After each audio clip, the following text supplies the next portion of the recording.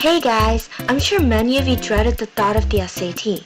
Those long hours dragging by as you sit in your room studying for it, hoping to get the score of your dreams, which rarely happened for most of us. Well, ladies and gentlemen, how many of you believe the SAT should not be a requirement for college admission? Because I sure do. Why, you may ask? Well, here's why. Okay, so most of you know what the SAT is. Well, here's how the SAT came to be. So some years ago in the 1900s, College Board was found, and they noticed that college applicants were having a hard time because they were trying to take the different exams every college they applied to had. And this was becoming a problem, so College Board decided to create the SAT, also known as the Scholastic Aptitude Test. Yay! And it was a total success, until now. As years went by, many professors, journalists, and authors began to notice the flaws in the SAT.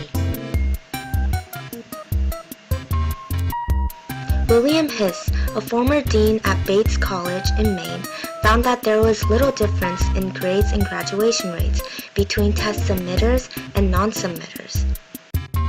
He found that just 0.05% of a GPA percentage separated the students who submitted their scores to admission offices and those who did not, and college graduation rates for non-submitters were just 0.01% lower than those students who submitted their test scores.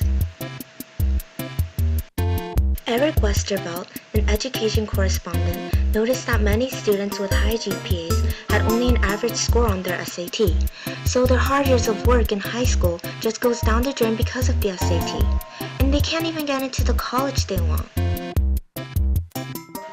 It's unfair to the applicants if colleges only look at their SAT scores and judge them, because the SAT doesn't allow applicants to display their talents. So, how would colleges know if the applicant is qualified or not for their university?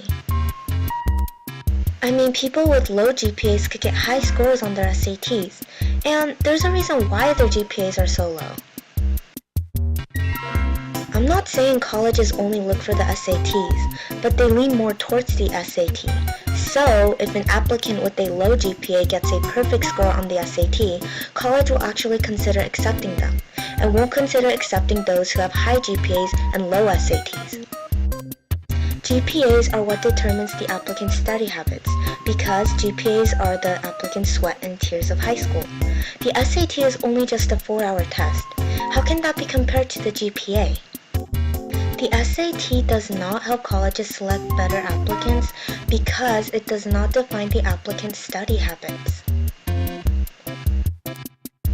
Higher SAT score doesn't guarantee that the applicant will graduate from college because the SAT adds little prediction of college success over the high school record alone.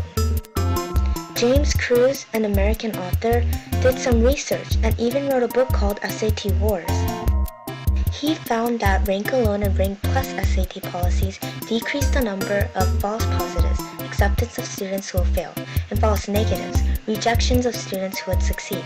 Below that would be expected if high school rank and SAT scores had no relation to GPA or bachelor's degree attainment.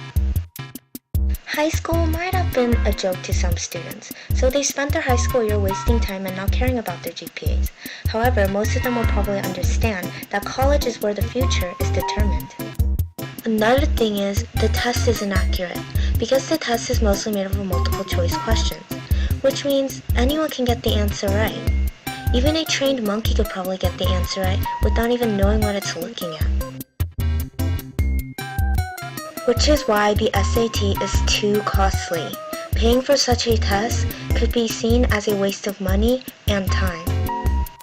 The SAT could become a financial and psychological burden for many families because of its cost.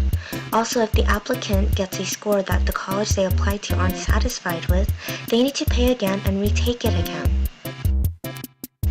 And if College Board wants to make money, they have no reason to have the SAT this costly, because millions and millions of people take the SAT in a year. The SAT was first created to find the abilities of the applicants, but somehow it has become a test to measure academic achievements. Although there are some who can score well on the SAT and have high GPAs, there are many who cannot.